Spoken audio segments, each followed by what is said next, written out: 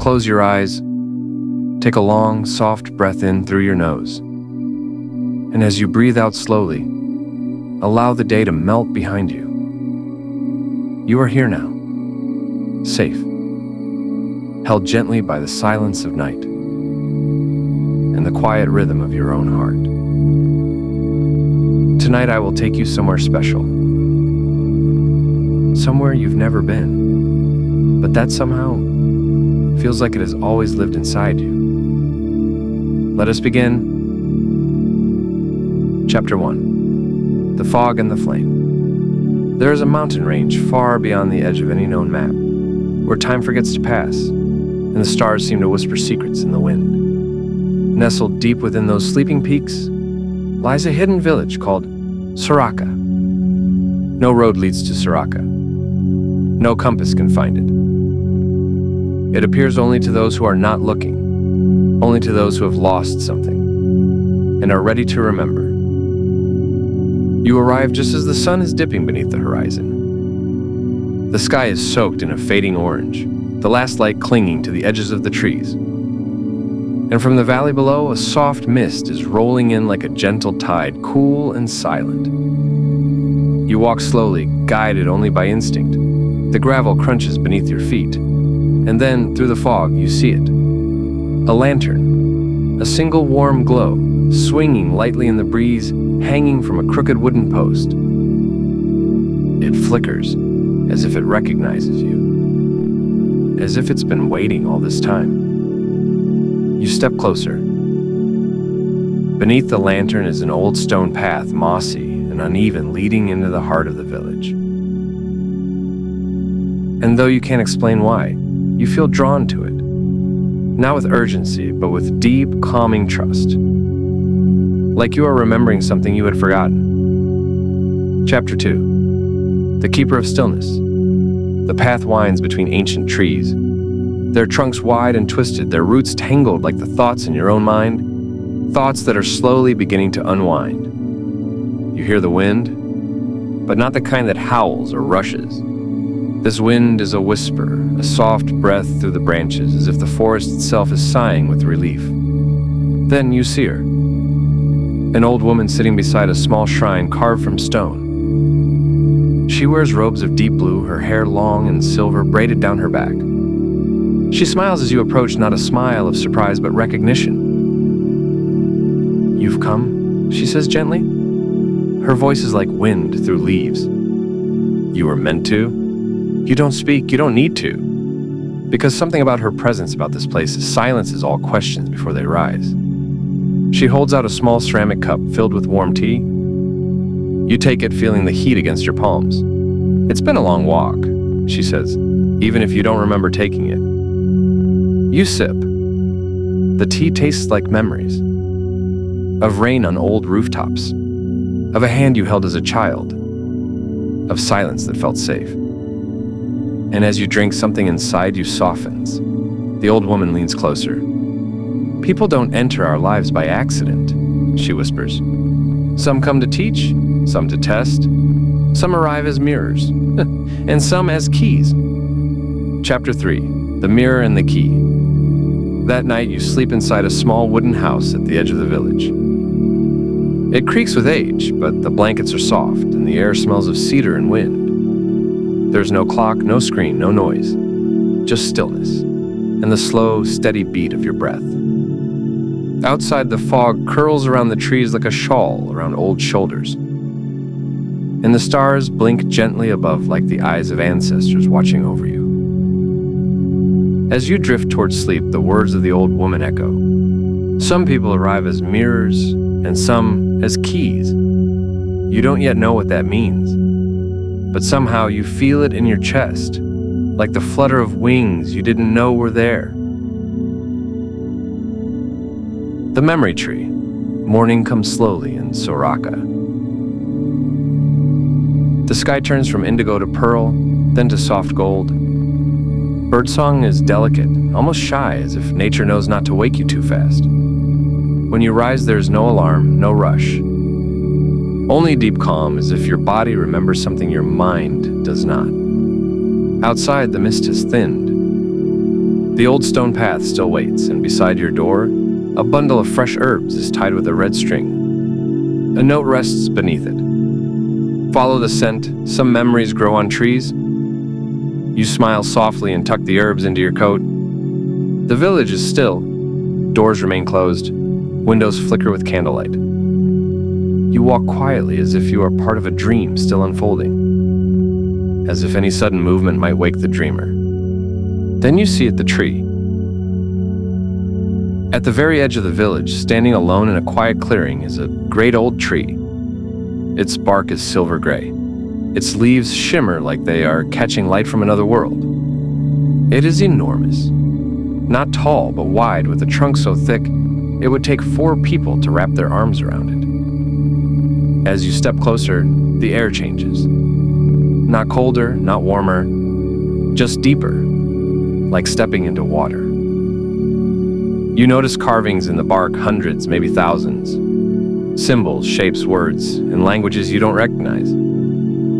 But strangely, one symbol seems familiar. A spiral, small, near eye level. Your hand rises instinctively, tracing it with your finger. And when you do, you remember. Not a moment, not a place, but a feeling. A time in your life when you were completely unafraid. A single breath deep and open when the world felt safe, and you belonged to it. You don't try to hold the memory.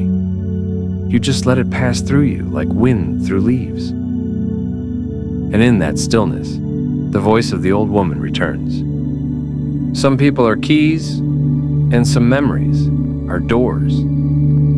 Chapter 5. The House of Echoes. Later that day, you are led to a long, low house near the river. Its windows are round, and its roof is made of woven branches and moss. The door is already open. Inside, it is quiet, but not empty. The air hums gently, as if holding the breath of every person who has ever stood here. There are shelves upon shelves filled with smooth black stones. Each is marked with a single white symbol. A man appears from the back of the room. He is tall, with deep-set eyes and hands that look like they've shaped mountains. He nods once. "Pick one," he says softly. "Only one." You walk slowly past the stones. There is no rush. Each stone seems to pulse with silent stories, some heavy, some light, some almost singing. You pick one without thinking. It is warm to the touch, though it has not been in the sun. The man looks at it, then at you.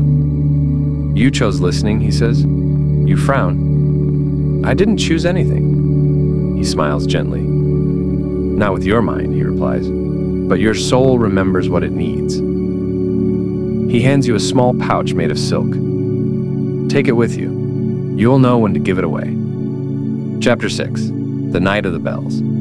That evening, you sit by a fire outside your wooden house. A soft breeze moves through the trees and the sky is deepening into velvet. Then, from across the village, you hear it. The sound of bells. Not loud, not frantic, but slow, graceful, like a lullaby made of metal and wind. You follow the sound. A group has gathered in a clearing. They sit in silence, each holding a bell tied to a branch. The old woman is among them. She nods at you to join. You sit, and for a long time, nothing happens. Then one person rings their bell, a soft chime, fading into the night. Then another, and another. But there is no pattern, no conductor. Just a conversation of sound unfolding gently through silence. You don't know when you begin to cry, but the tears are not sharp. Not from sadness. They come like rain on dry earth, quiet, cleansing needed. When you finally ring your own bell, the sound is softer than breath. But somehow it feels like an answer. And as the last note fades, the old woman looks at you and says, "You are remembering who you were before the noise." And just like that, the night carries you back to your bed, where the fog curls at your window once more. And sleep takes your hand like an old friend returning home. The room with no doors. You wake before sunrise. The sky is still dark, but something inside you has stirred. A quiet nudge, like a forgotten note sliding back into the melody of your being. A note waits by the door again, folded neatly. Go to the eastern hill. There is a room with no doors. You wrap a soft shawl over your shoulders and walk quietly. The air is cool, scented with pine and something older, the smell of stone after rain. The eastern hill rises gently behind the village. As you climb, the fog returns, thinner this time, like the breath of morning itself. At the top you find it, a small round structure made of smooth white clay. It has no door, no window. Just one narrow opening barely wide enough to pass through sideways. You pause. Something in you hesitates, but you remember the woman's words. Some people arrive as keys, and some memories are doors. You exhale and slip inside. The room is round and empty. No furniture, no sound. Just a circle of light from a single hole in the ceiling, like the eye of the sky, watching. And in that light, something glimmers. A bowl. Simple, unmarked. Filled with water so still it almost looks like glass. You kneel before it.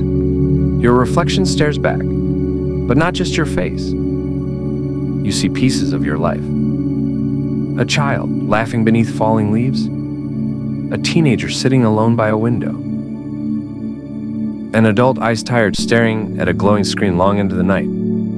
You see your joys, your regrets, your love, your loneliness. Not as a judgment, but as truth. And the still water says nothing. It only reflects. Because sometimes the only way forward is through stillness. Chapter 8.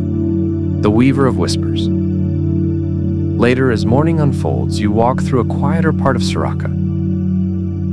The fog is fully gone now. The sun casts soft gold across the mossy roofs. You hear a faint clicking sound like tiny bones tapping wood. You follow it to a small house at the end of a stone bridge. Wind chimes made of shells and silver hang from the eaves. Inside, a woman sits by a loom. Her fingers move swiftly, threading pale threads through dark. She does not look up. "You've come," she says. You are beginning to realize everyone here says that. "I weave what cannot be said aloud," she adds. Her voice is rough, like wind through gravel, but kind. She gestures to the loom. Threads of every color move through her hands. Threads that shimmer like childhood dreams. Threads that glow faintly like fireflies at dusk. Threads so dark they almost disappear into shadow. She hands you a spool, deep crimson. "Add yours," she says. You hesitate. "But I don't know how." "Neither did the first whisper," she smiles. "But it learned." You sit beside her. Your fingers are awkward at first, but as you move, you feel something loosen inside you. You're not weaving a pattern, you're weaving a feeling, a truth too quiet for words. And when your thread is fully spent, she ties off the edge with a golden knot. You ask her what she'll do with it.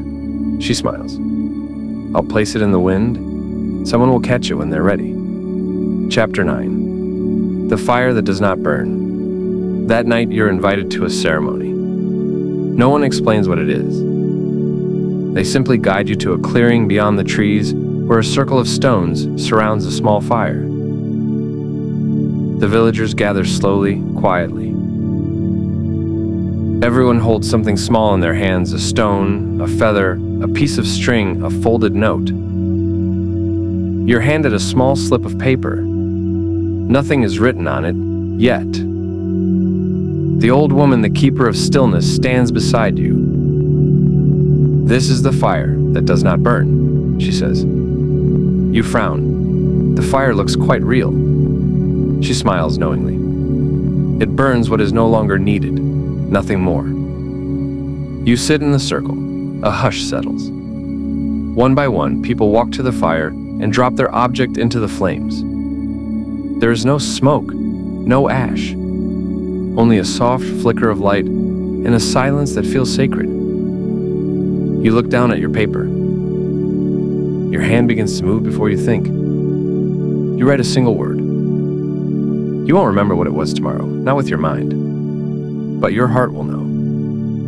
You rise. You place the paper into the fire.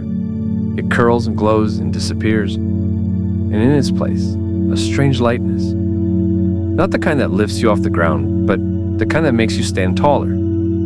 The keeper leans towards you.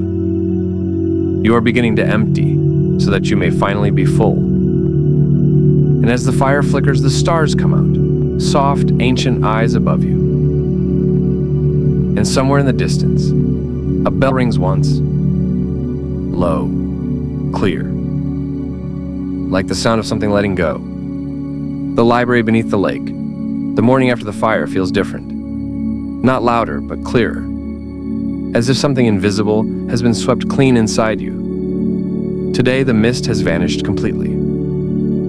The village stands in full light, every leaf outlined in gold. You're told the path is open now. No one explains what that means. They simply hand you a satchel of dried fruit and a folded cloth. The old woman places her hand over your heart. The truth waits beneath still water, she says. You're ready. You follow the stream that runs past the bell clearing.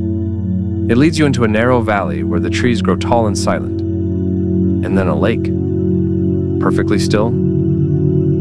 So still you can see the sky in it. No birds fly above. No fish break the surface. And at the edge of the lake, a stone pier stretches out into the glassy water.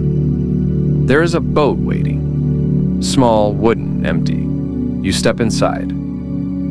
The boat begins to move not by oar, not by wind. Just gently forward like it already knows the way. You reach the center. The water darkens beneath you and your breath slows. Then without a ripple, the boat stops and so and the lake opens and not like a splash, not like a storm. It opens like a door. The water parts and the boat gently lowers as if descending through light itself. You are not afraid, because what you see is not a lake bed, but a library. An entire world of shelves carved into stone walls.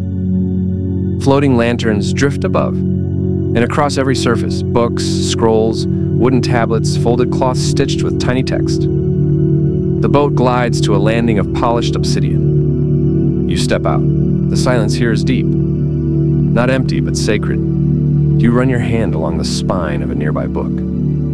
The cover bears no title. You open it. Inside, not words, but moments. Memories, not just yours, but of countless lives. A mother rocking her child beneath a red moon. A man watching snow fall after his first great loss. A child chasing stars barefoot through a field. You close the book. A quiet voice speaks behind you.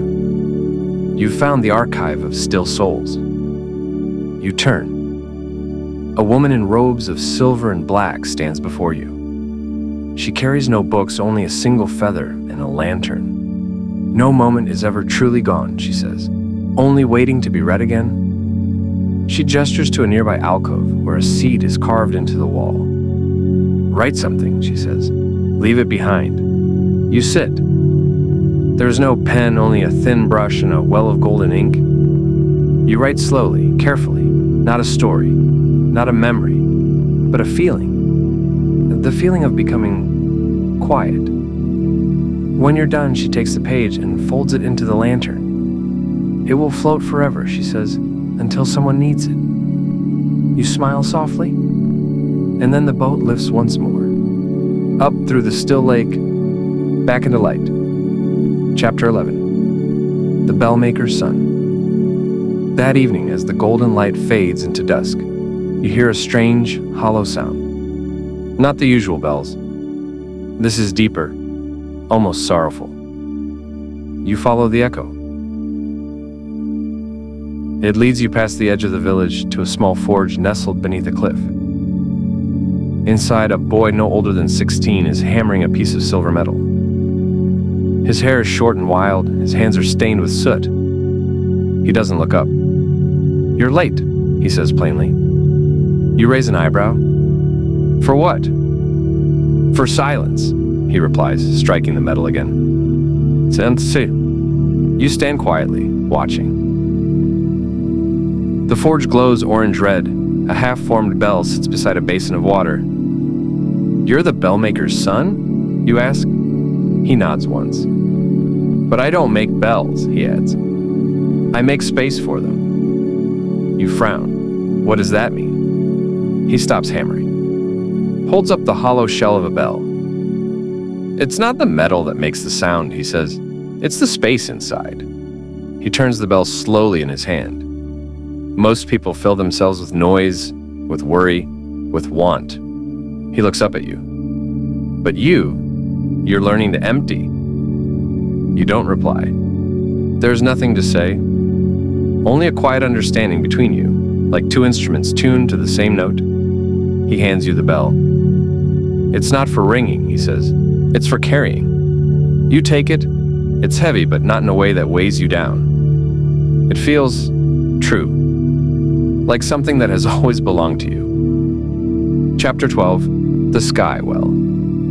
On your last night in Sōraka, the stars return in full. Not scattered, but surging. The sky above looks deeper than it ever has, infinite, awake. The keeper comes to you as the village begins to dim its lamps. She carries a woven basket and a small round mirror. "It's time," she says. She leads you through a narrow forest trail to the highest point in the hills. At the top is a well. Not for water, but for sky. When you peer into it, you don't see your reflection. You see stars. Thousands of them swirling gently, like an unseen wind is stirring the heavens. The keeper kneels beside the well and places to the last door. Dawn comes gently over Sōraka.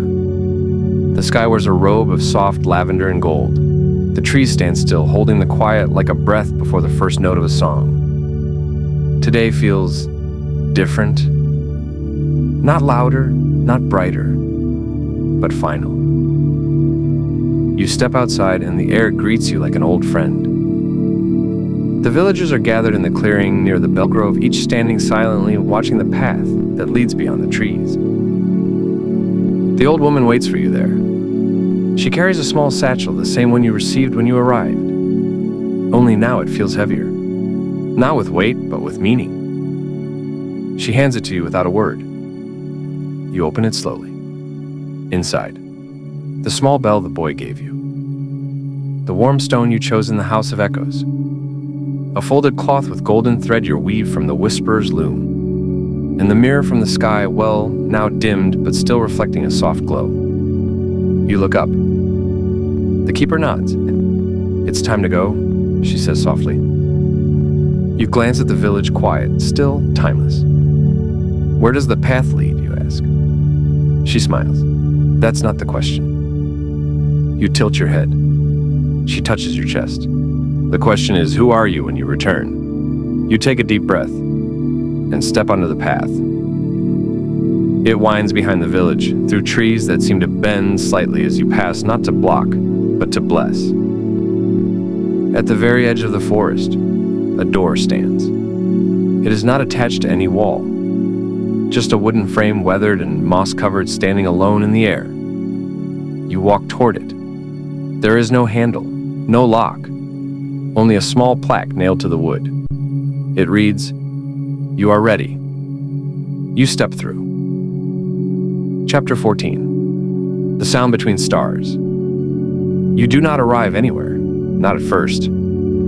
It feels like floating. Not through space, but through stillness. Time folds. Memories slide past, not as images, but as tones, soft vibrations in your bones. You feel the weight of every story you've lived, and every story you've forgotten. And then, in the center of the silence, a sound. Not a voice, not a word, just a hum. Gentle, low, eternal. Like the universe singing to itself. You follow it. And as you do, you begin to understand. Everything you touched in Sōraka. The tree with its carved spirals. The books in the lake. The bells, the fire, the thread. They weren't teaching you anything new. They were helping you remember. Because the truth was always inside you. The light. The space. The stillness. You were the flame in the fog. You were the echo waiting to be heard. You were the sky holding every forgotten star. And now, you return. Chapter 15. The home that waited. You open your eyes. But you are not startled. Not confused. Not afraid. You are back in your own bed. Your own life. Your own skin. But something is different. The air feels deeper. The silence around you softer. Even the shadows on the walls seem to move with kindness. You sit up slowly, and on your nightstand, you notice something. The bell. The one you carried. It sits quietly beside a folded piece of paper. You unfold it. Your own handwriting stares back at you, though you don't remember writing it. There is no arrival, only return. You breathe in deeply, and as you exhale, you feel your body melt into the bed, your limbs heavy with peace, your thoughts quiet as the still lake. And somewhere just before sleep carries you completely, you hear it, the soft chime of a bell. One you do not need to ring, because this time, you are the space inside it. Let the weight of the day melt away like morning mist under a rising sun. Breathe in slowly, deeply. And as you exhale, feel yourself drifting not away, but inward, to a place you once knew, but had long forgotten. You're standing at the edge of a quiet river. Its waters are slow and silver, like melted moonlight. There's no sound but the hush of the current and the occasional rustle of reeds. The air smells faintly of wet stone, and time itself seems to pause, as if waiting for you. You don't know how you arrived here, but somehow that doesn't matter. You are not lost. You are not late. You are exactly where you're meant to be. There's a wooden pier stretching out into the river. Worn smooth by time, the boards creak gently beneath your feet as you step forward. At the end of the pier sits a small boat. It rocks lazily in the current, tied to a weathered post with a single piece of hemp rope. Inside the boat, a lantern glows not with fire, but with a soft blue light that seems to pulse in a rhythm with your breath. And next to the lantern, a man sits. He wears no shoes. His clothes are simple, woven from something that looks like mist and memory. His face is calm, ancient, kind. He does not speak. He does not need to. With a nod, he gestures to the boat. You step in. The wood is warm beneath you. The boat doesn't lurch or rock as it pushes off. It simply glides, soundlessly, smoothly, as if the river was expecting you. The further you drift, the more the world begins to dissolve. Trees become shadows. The sky deepens into velvet, and the river begins to glow from within as if lit by something far beneath its surface. You look down. Shapes move beneath the water, soft and slow, not fish or leaves, but memories. Your memories. A kite. A broken teacup. A window lit with orange light. A name whispered into the wind. Each memory passes like a petal on the current. Not to haunt you, but to welcome you. This river doesn't carry water, it carries stories. And tonight, it carries yours. The boat slows. Ahead, mist rises thick and white, veiling the world beyond. You should feel uncertain, even afraid, but instead a calm warmth fills your chest. Because you know, the mist is not hiding something dangerous. It's protecting something sacred. The ferryman lifts his hand. You close your eyes, and when you open them again, the mist is cleared. You are no longer in the boat. You're standing in a place that should not exist, yet somehow feels like it has always lived inside your deepest dreams. A temple, built not of stone or wood, but of water itself. Its columns rise like frozen rain. Its walls shimmer with currents and whispers. And though it is vast and open, it feels more intimate than your own heartbeat. You step forward. The floor is soft beneath your feet, like memory made solid. Each step sends gentle ripples outward, as if the temple is aware of your presence and welcoming it.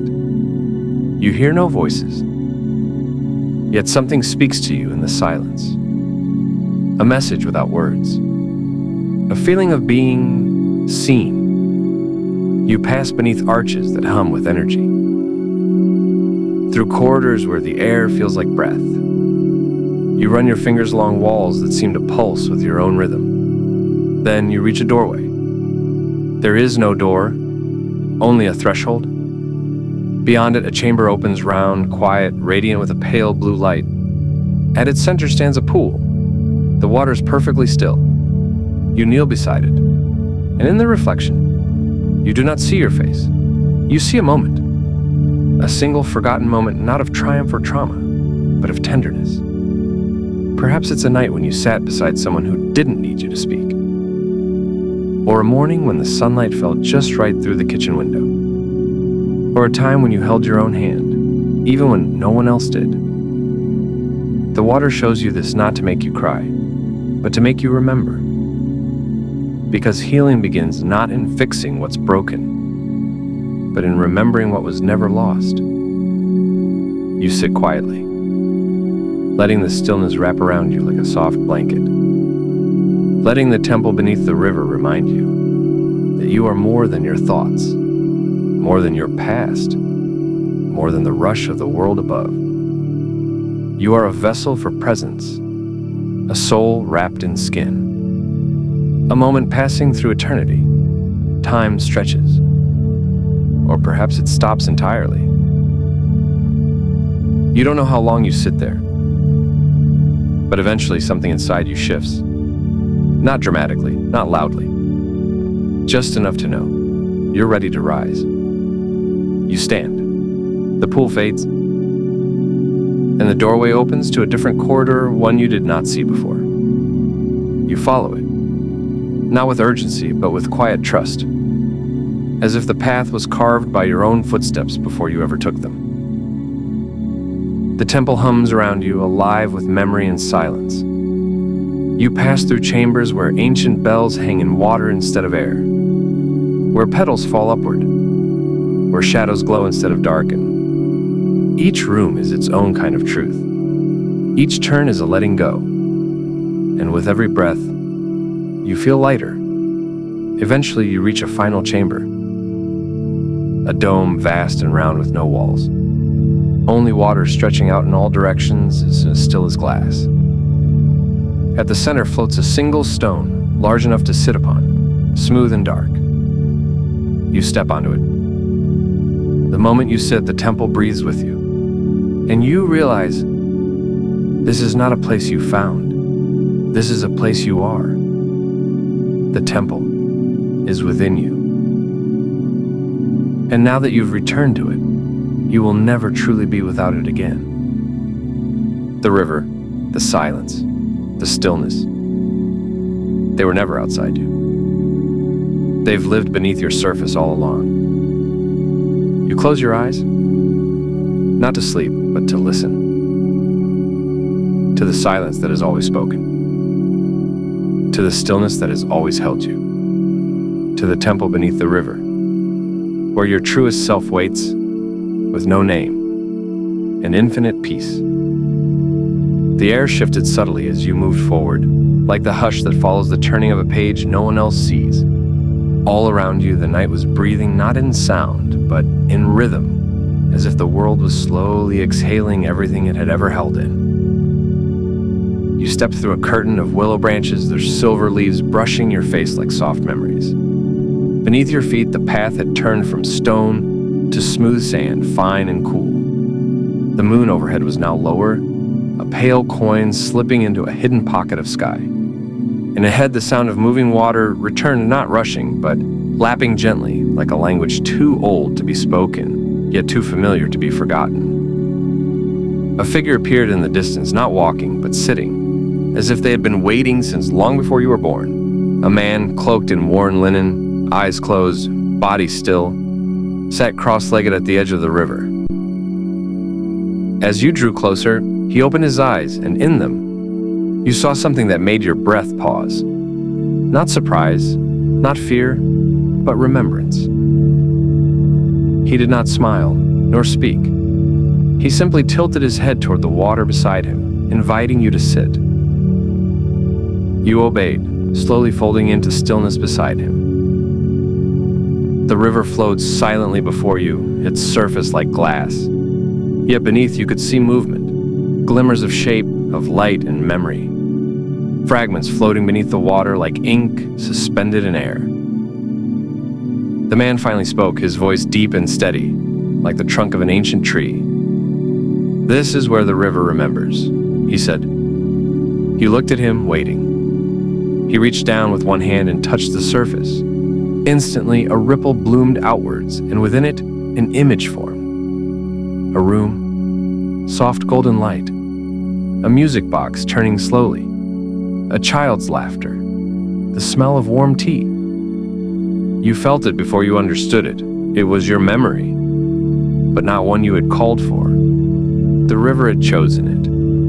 "It remembers for you," the man whispered. "Not what you want to recall, but what you need to feel again." You stared into the water, and more memories began to appear. A rainstorm and a tin roof. A night you cried alone and told no one. A face you once trusted. A word never said. The man reached into a small wooden bowl beside him and offered you a polished stone. It was warm in your hand. "Let it go," he said simply. He looked back at the river, at the memory now shimmering beneath the surface. You held the stone over it, unsure. "Not to forget," he added, "but to release." And with that, you let the stone fall. As it sank, the memory rippled and faded, not erased, but returned to the water that had always held it for you. You closed your eyes. For the first time in a long while, you felt unburdened, not empty, but light. Not numb, but open. When you opened your eyes again, the man was gone. Only the river remained, flowing as it always had. Silent, knowing, eternal. You stood, feeling your own feet again, grounded and aware. And as you turned from the riverbank, you found a narrow wooden bridge stretched before you. It hadn't been there before, but you weren't surprised. Your journey was still unfolding. And the night quiet, silver watching whispered for you to continue. You stepped onto the wooden bridge without hesitation. It creaked softly beneath your weight, but it did not waver. Each plank seemed carved from a tree that had grown only to serve this moment your passage across, what could not be crossed before. Below, the river shimmered like starlight trapped in motion, carrying not just water, but time. The farther you walked, the more distant the world behind you became, not in miles, but in feeling. And when you reached the other side, the air felt different, thicker but softer, like you had walked into someone's dream. A pathway emerged, winding through tall grasses that whispered as you passed. Fireflies blinked in slow rhythm, lighting your way with no urgency. You noticed something in the distance, a vast circular structure, domed and low, made of smooth white stone that reflected the moonlight. It called to you. The entrance was open, no door, only a curved arch, as if inviting without requirement. You entered quietly. Inside there was nothing but silence and echoes. Not echoes of your footsteps, but of thoughts, of feelings. You stood at the center of the stone floor, and the air itself seemed to hum with memory. This place felt like it remembered you. Your breath deepened. Around the edges of the space, low alcoves held simple objects, a broken feather, a lock of faded hair, a smooth glass bead, a cracked ceramic bowl. None of them were familiar, and yet they all were. You turned slowly, letting the room speak to you in its own way. One object drew you in a fragment of paper, curled at the edge, with no writing on it. You held it, and suddenly you saw her. Not in the room, but in your mind. A woman with kind eyes, hands always warm. She was laughing, in the rain. You remembered the sound of it, the feeling of being safe. Tears welled gently, not from sorrow, but from the sudden return of something you hadn't realized you had lost. This was not a museum. It was a mirror. Not of what had happened, but of what had mattered. A place where forgotten things waited patiently to be felt again. You knelt there for a while, not praying, not questioning, simply present. Eventually, you placed the paper back where it belonged, and as you did, the air around you shifted again, as if acknowledging your offering. You left the dome in silence, and the grasses swayed as you passed once more. The night was growing cooler now, but your heart was warmer, like an ember glowing just beneath your ribs. And just ahead, rising above the trees, you saw a tower made entirely of glass. No walls, no stairs, just a spiral path circling upward, suspended in air. You approached it slowly, uncertain whether it was real or illusion, but as your foot touched the first curve of the path, it held. No sound came from your steps, only light. With each turn upward, the sky opened wider. Below, the forest grew smaller. The village disappeared into mist. And around you, stars, so close you felt you could reach out and stir them. At the top of the tower, there was nothing. No platform, no throne, just open space and wind. The kind of wind that doesn't push, but carries. You stood still, breathing it in, letting it pass through you. And in that stillness, you heard something. A bell. Far away, but clear. Not ringing for alarm. Not for ceremony. Just one note. True. Calling. Not to summon you, but to welcome you. As if some part of you had finally arrived. You looked up and saw a single feather falling slowly, spiraling through the air, untouched by gravity's urgency.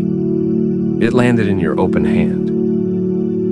You did not need to know why. You only knew that it was for you. Somewhere behind you, the tower was fading, not vanishing, but becoming memory. And ahead, the trees opened once more, to a meadow bathed in moonlight, where the grass shimmered like silver threads. A figure waited there, not cloaked, not aged, but simple, barefoot, smiling. Your reflection, not as you are, but as you were always meant to remember yourself. Not the version worn by time and burden, but the version still held in silence, in stars, in wind. The one who never forgot how to listen. And as the breeze passed gently through the meadow, your reflection stepped forward, placed a hand on your chest, and said nothing, because nothing needed to be said. You had returned, not to a place, but to presence, to stillness, to truth. You stood there, hand over heart, eyes closed, and let the entire night hold you. Not as a visitor, but as one who had always belonged. That the stars faded gently, like embers dissolving into the velvet sky. A light breeze passed through the village, curling around the stones, lifting petals from the night-blooming trees, and carrying with it a scent so old it felt like memory. You awoke not from sleep, but from something deeper, something sacred.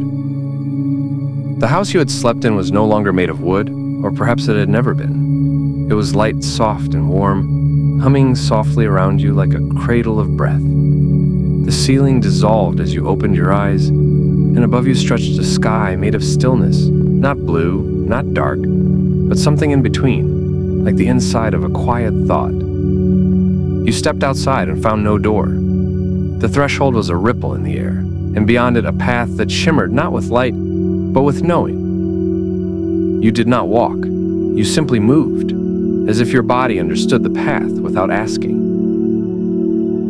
To your left, trees stood tall, but their leaves reflected nothing. They were not leaves, perhaps, but fragments of story. They turned slightly as you passed, as though bowing. To your right was a river, but it moved upward, flowing into the sky as if the heavens were thirsty. And then, you heard them. Bells, soft and far away, each one a single note of memory, not of yours alone, but the memory of all who had walked this path before. You moved toward the sound, carried more by breath than by legs. The village had vanished behind you. Ahead, the air grew thicker with silence, not empty silence, but sacred, heavy, complete. There was a doorway, arched and ancient, carved not of wood or stone, but of stillness.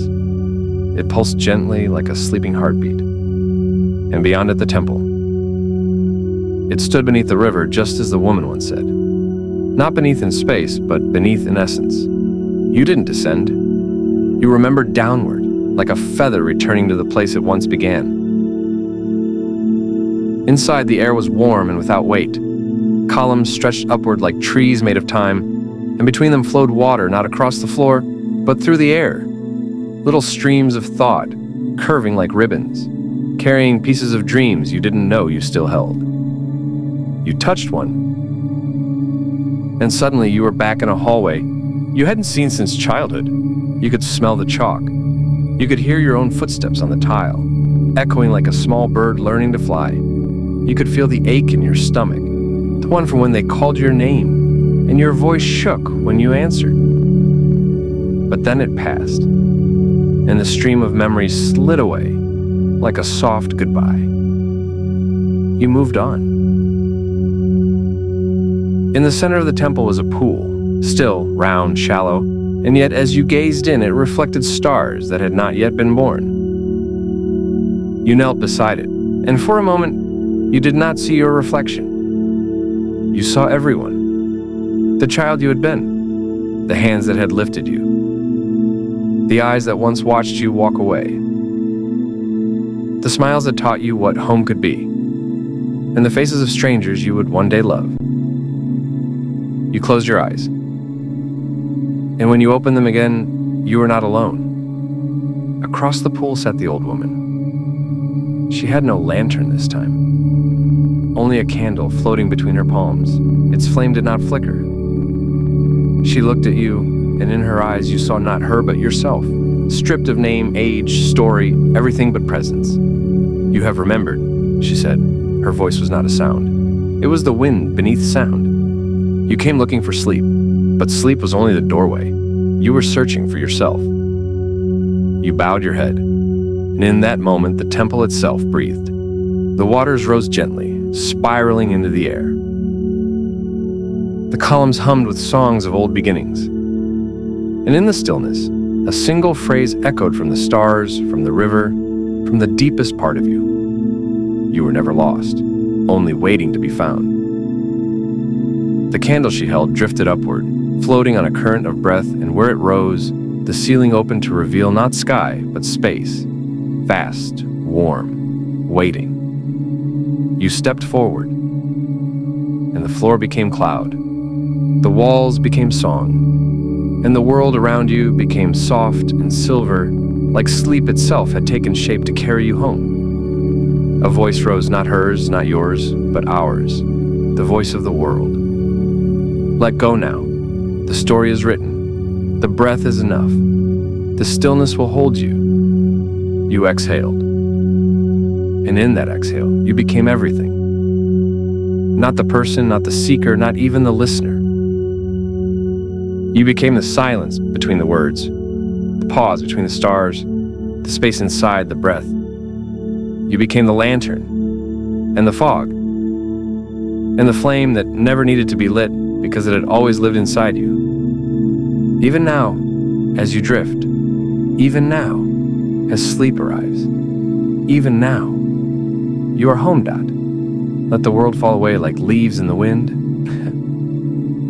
There's a place far beyond time, beyond thought, beyond the edges of your daily life, where silence has a shape, and stillness has a voice. You have not come here by accident.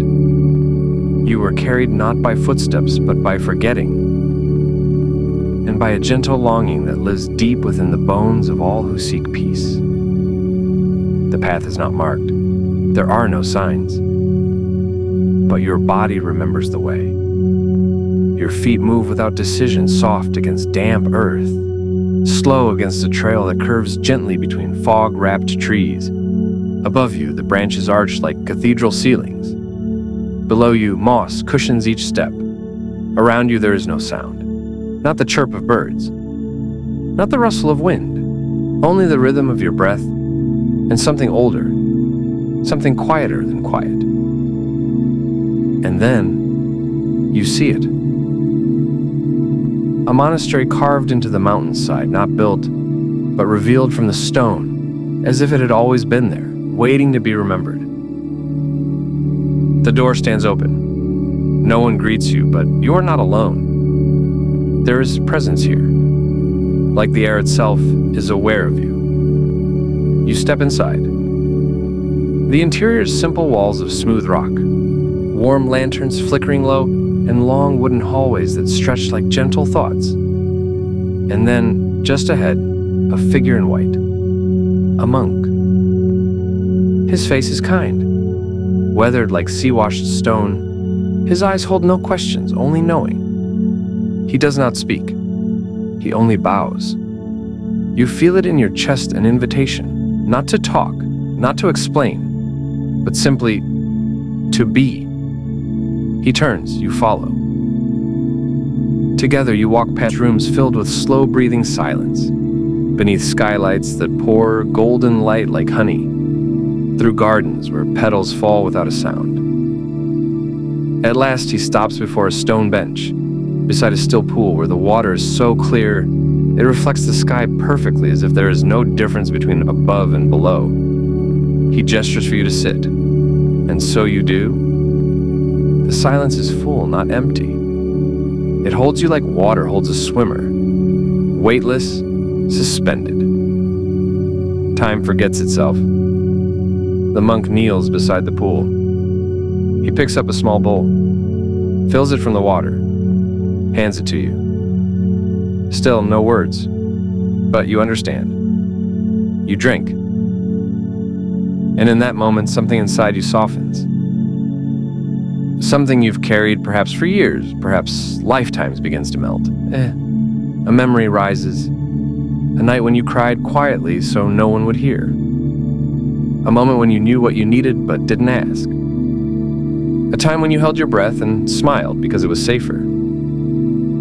The monk looks at you with eyes that have seen everything and judged nothing. He touches his own chest, then points to you. The silence speaks without words. You are not broken. You are not too late. You are not too much or not enough. You are exactly what this moment needs. A breath escapes you.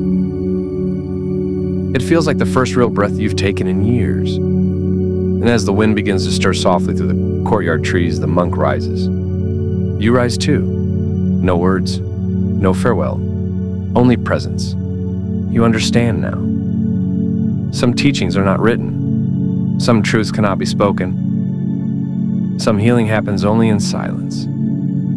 You bow. He bows. And as you turn to walk the long hallway back through the monastery, something comes with you. A stillness that knows your name.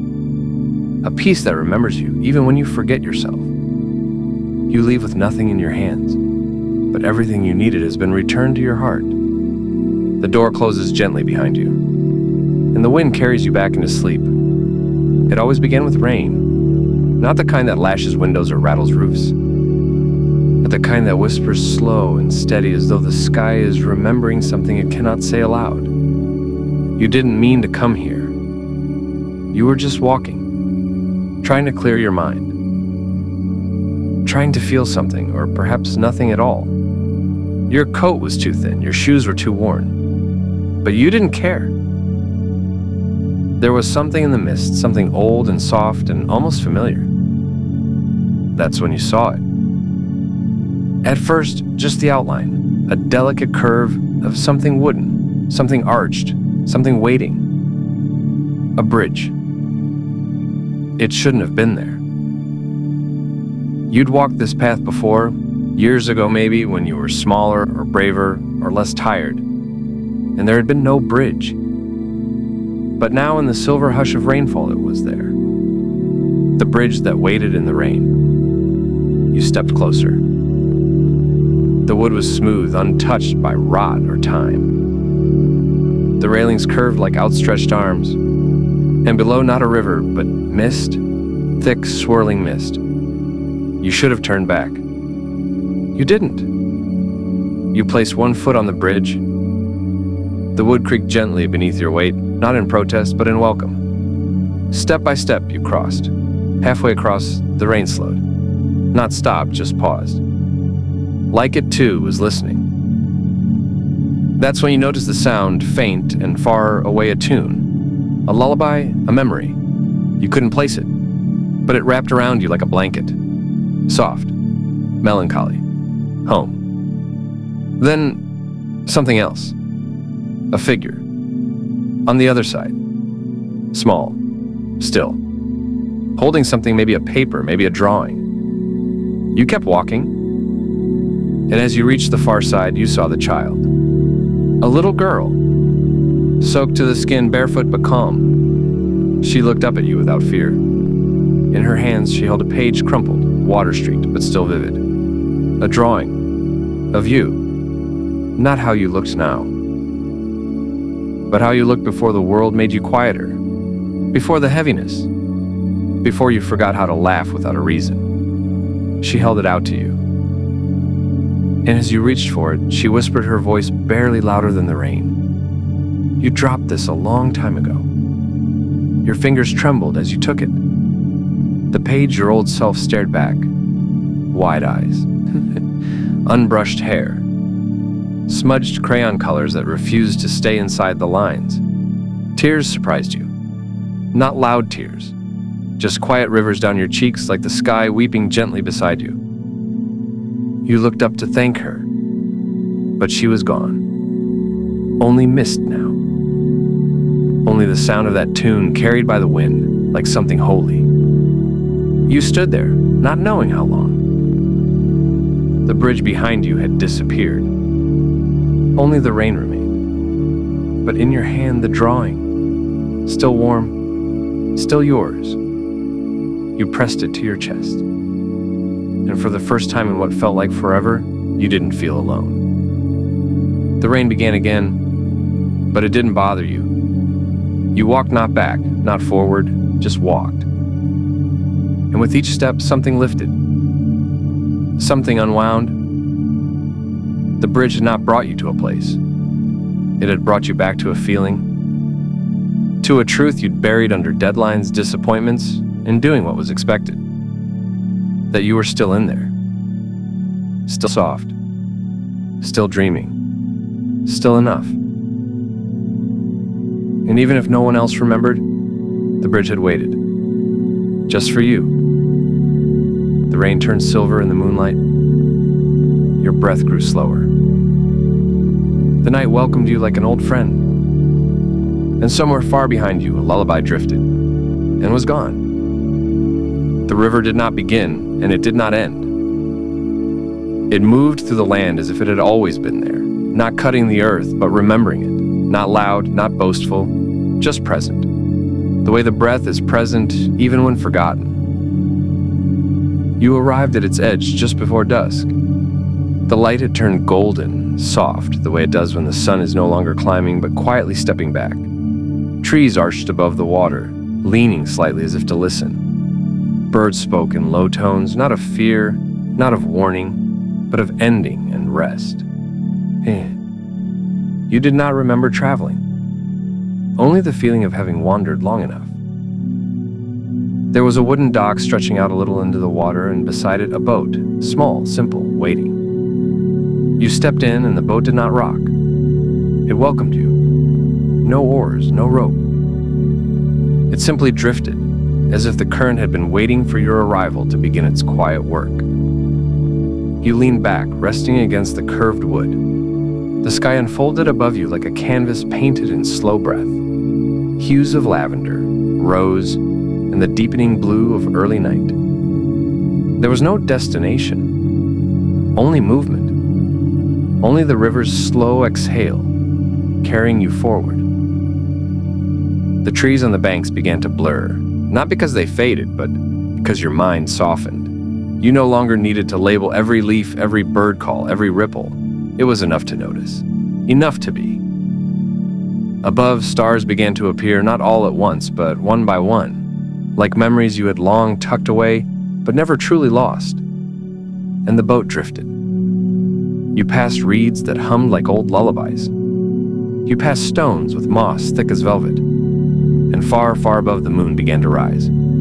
Not full, not new, but a perfect half, as if to say, even incomplete, you are whole. Your eyes grew heavy not with sleep, but with release. The kind that comes when there is nothing more to prove, when the body no longer carries the weight of being seen. The river curved. On its banks now stood lanterns, dozens of them, each one glowing gently, some tall, some small, some flickering, some still, but all burning with a flame that did not consume.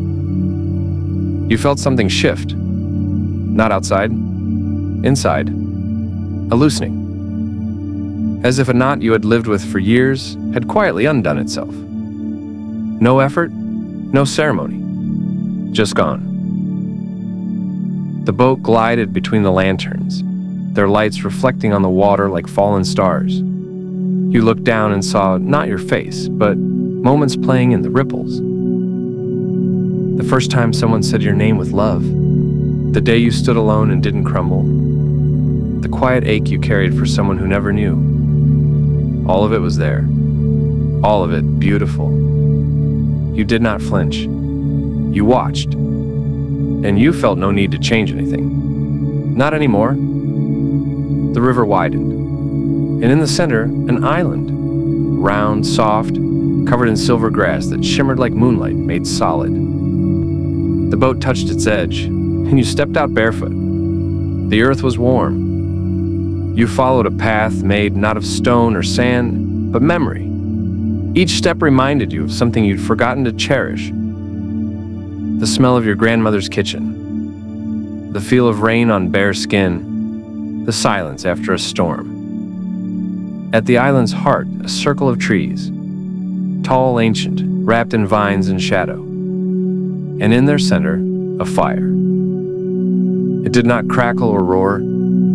It pulsed, a living heart of flame, beating in time with your breath. You sat, not to meditate, not to pray, just to be. The trees began to whisper, not in language, but in understanding. You closed your eyes and the fire spoke, not aloud, but through the skin, the chest, the bones. You have come far, it said, not across the land, but across yourself. You didn't reply. You didn't need to. The fire continued. You have carried too much. Let it go here. All of it. You do not need to carry it home. And so, you did. You placed the old guilt into the flame. You placed the shame that was never yours to begin with. You placed the fear of being misunderstood, the need to be perfect, the story that you were too much or not enough. And the fire took them, gently, gratefully, turning them not to ash but to light, the kind that lingers even after the source is gone. When it was done, you lay back in the grass. The stars above no longer felt distant. They were closer now, like watchers, like old friends. The wind moved softly through the trees, carrying with it voices, not outside voices, your own. All the versions of you that had once been lost, the child who dreamed in colors, the teenager who broke quietly so no one would see, the adult who kept walking even when it hurt. They were here now, whole, unjudged, returned. You breathed, not shallow, not rushed, but full, and the earth beneath you seemed to breathe with you. Somewhere far off, an owl called once again, and then silence, not empty silence, sacred. You stayed in that stillness for what felt like a lifetime, and maybe it was. Because when you stood again, something had changed. You were not lighter.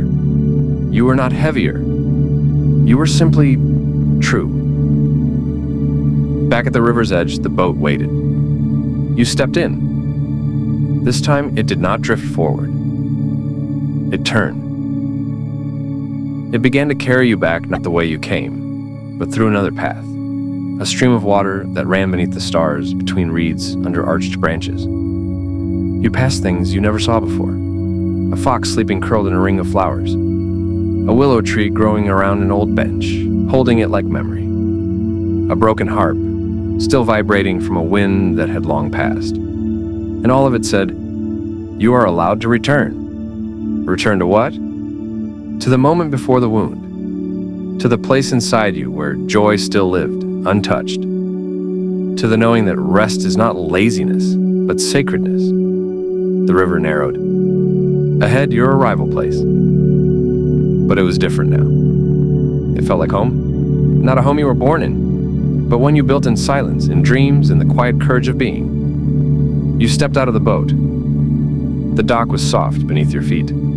The trees leaned a little closer as if to say, "Well done." You turned back to the river one last time. It shone in the starlight. Endless, kind, alive. You whispered a thank you not because it was expected, but because you could feel gratitude blooming in your chest like a field of wildflowers. And then you walked away. Not to go back, but to go on. The sky stretched above you full of stars. And in the distance, the sound of the river hummed. A lullaby. A promise. A reminder. That no matter how far you wander, no matter how lost you feel, there is always something beneath the noise, beneath the doing, beneath the fear, that waits, that knows, that welcomes. You lay down in the field near the trees. The grass curled around you like a blanket. And the wind sang softly. You closed your eyes. Not because you had to, but because it was time. Sleep came.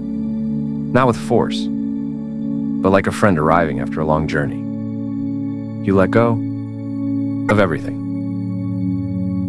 And the river beneath the sky carried you into dreams, where nothing had to make sense, because everything already did.